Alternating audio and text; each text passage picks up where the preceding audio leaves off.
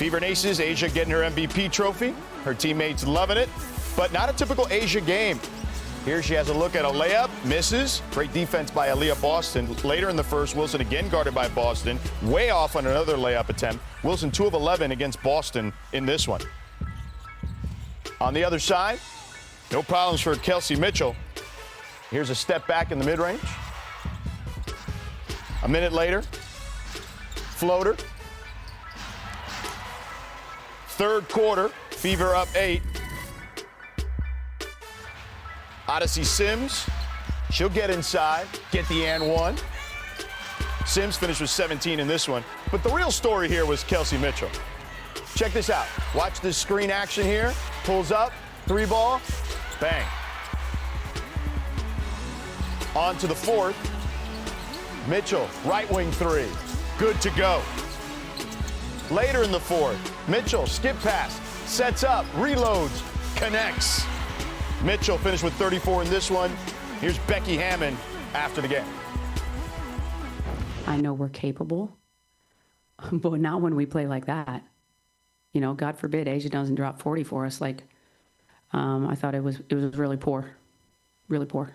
Kelsey Mitchell, what about the way she was playing today made it so difficult? Well, one, she made every freaking shot, it seemed like. Long twos, short twos, threes, get the free throw line. You know, she had a hot night. So Kelsey Mitchell has always been a bucket, and her semifinals debut was the most prolific in WNBA history. Mitchell dropped 34 points in game 1, and that is the most by any player making their conference finals debut. And now joining NBA Today, the aforementioned Kelsey Mitchell. Congrats on your hello, and congrats on your 34-point performance. What did you have working there in game 1 for you? I think it was just about having confidence, for one, leaning on my preparation. And then my teammates, our chemistry, everything we've been through this season, kind of put us in position to really, like, be us. And I think you guys got a chance to see that. Now, listen, going into this one, the Aces had only lost twice in 50 days, Kelsey. So what did you guys make of all the chatter going into this series that they were the favorites? You kind of just respect their game. They have the best player in the world on their team. They have unbelievable guards, so you have to respect who they are. Unbelievable PG, and so we know what they bring to the table as far as their resume and everything they've done throughout the course of the season. And you have to respect that. You just hope that, 50-50, it follow a certain way, and you like to think that, your effort and your ability to, like, show up and just compete can, make you have a win.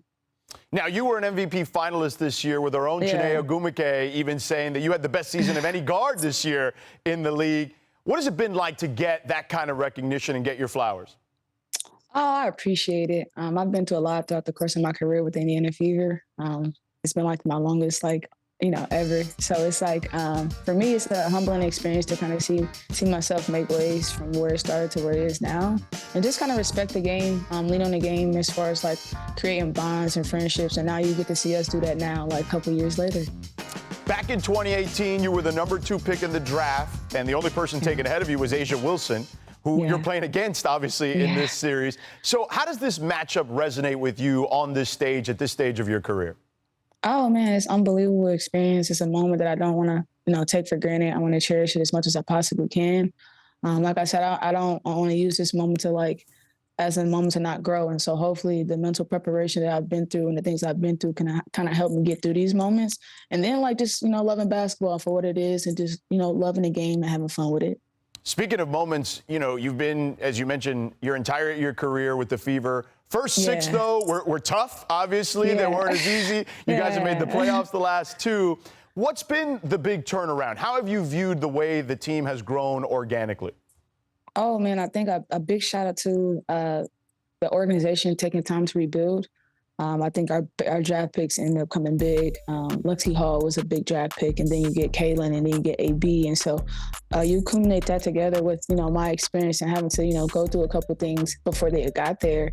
I think it was just like a match made in heaven, really, because I was, still at a young age to really, vibe and get to know these players for who they were. And then you bring in Kaylin, who changed the world, changed the dynamic of basketball. And as a friend and as a player, you grow to appreciate her because, certain doors have opened because she's come to the Fever, and you have to respect that. And I love the teammate and person in her, because she's accepted it with so much grace and even welcomed us with open arms to, make this thing happen. So I think it just took a lot of big pieces to make, what it is now.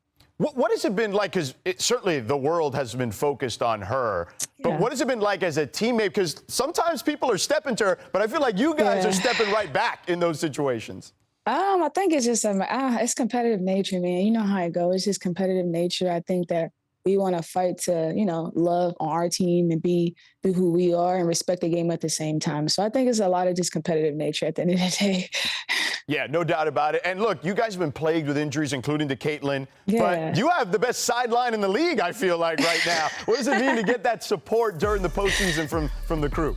Oh, man, it's unbelievable. And I think the best part about it is that we have vet experience when it comes to Sydney Carlson, and she's a winner and she's a champion. And then you have people like Caitlin, who's a PG and can pass the ball. And so when I come on the sideline, I get feedback from some of the best players in the league. And so I don't take those moments for granted either, because I feel like it's a chance to see the game in a different route, and I get to get to talk to them from a level of just them having confidence in me to make plays. So I love it. It's a good experience to have. Yeah, and it shows the camaraderie that you all have for sure. Now, prior to game one, I saw Caitlin posted she was fined $200 by the league for stepping on the court. So was there like a locker room pool for her there, or did she take care of that herself? Man. I'm pretty sure somebody took care of it for her. I love it because as much people don't know this about Caitlin, but she has an unbelievable funny sense of humor. And so I think the tweet was the tweet, but you just have to know CC to know that it's just nothing but love coming from that kid, and her energy and her effort to just kind of support our team is just her way of doing it. Well, Kelsey, best of luck to you guys in what should be a fantastic series. Congratulations on such a fantastic season to this point, and continued success moving forward.